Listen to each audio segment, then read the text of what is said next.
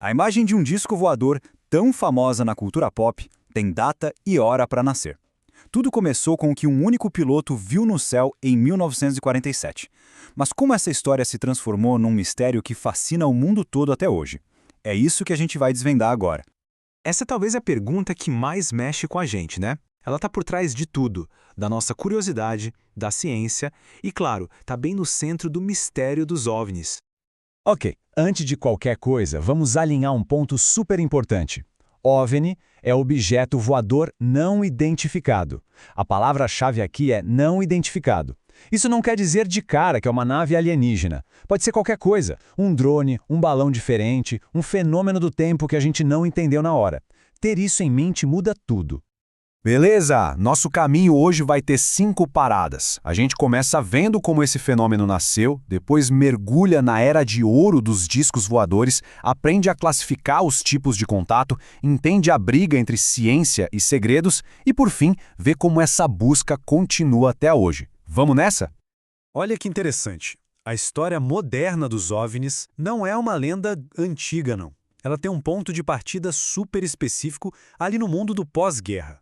Pensa no clima. Início da Guerra Fria, todo mundo com medo de armas secretas, os céus eram olhados com uma desconfiança totalmente nova. E o momento exato em que tudo mudou foi este aqui. A expressão disco voador, que praticamente definiu uma geração, não veio de um livro de ficção.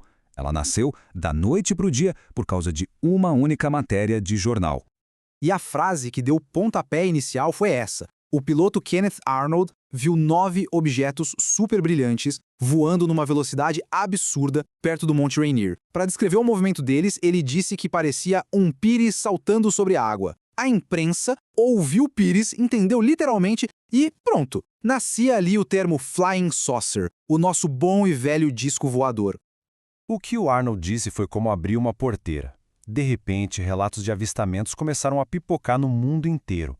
A história de um único piloto virou um fenômeno global, e os governos tiveram que começar a prestar atenção. E as coisas aconteceram muito rápido. Poucas semanas depois do relato do Arnold, em julho de 47, acontece o famoso incidente de Roswell.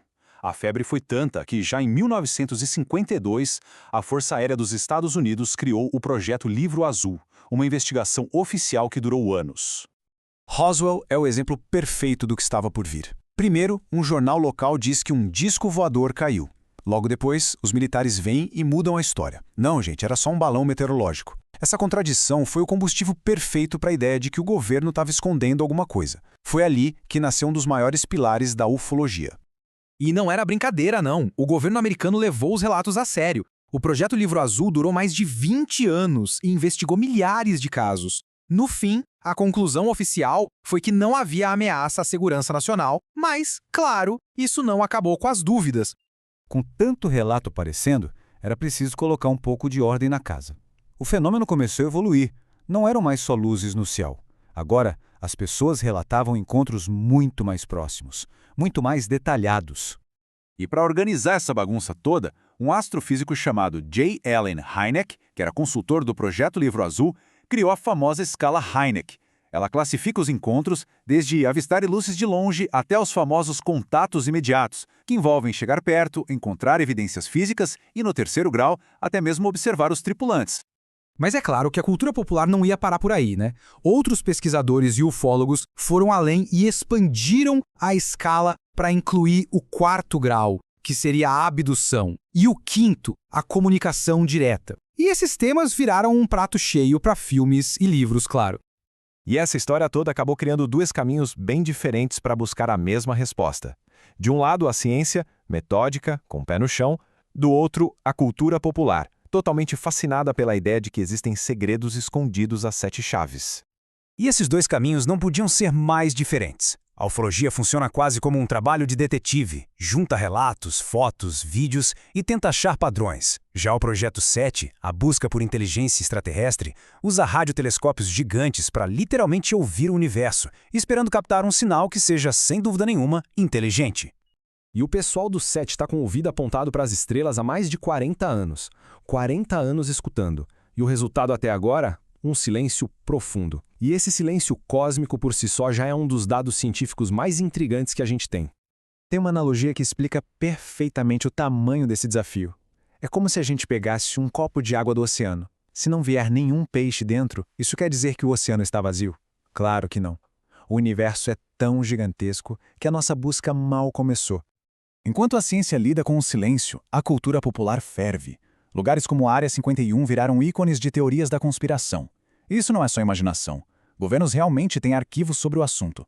Aqui no Brasil mesmo, o Arquivo Nacional tem registros públicos de avistamentos desde 1952.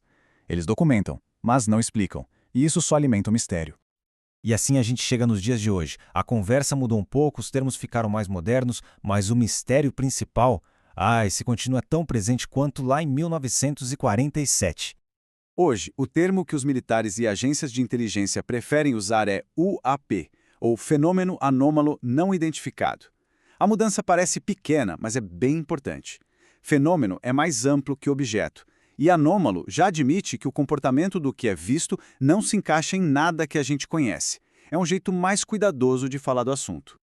E para ninguém achar que isso é coisa do passado, dá uma olhada. Em pleno 2024, pilotos no Brasil continuam reportando coisas estranhas. O Arquivo Nacional cataloga tudo. Objetos em altíssima velocidade, luzes que piscam de um jeito esquisito, coisas que os radares não pegam. O fenômeno ainda acontece e com testemunhas muito confiáveis. Então é isso. O que começou com um cara descrevendo pires saltando na água, virou esse quebra-cabeça gigantesco que mistura ciência, governo, cultura.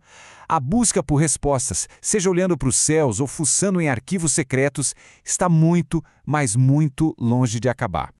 E no fim, fica aquela pulga atrás da orelha. Depois de décadas procurando por naves e escutando sinais de rádio, será que a gente está fazendo a pergunta certa?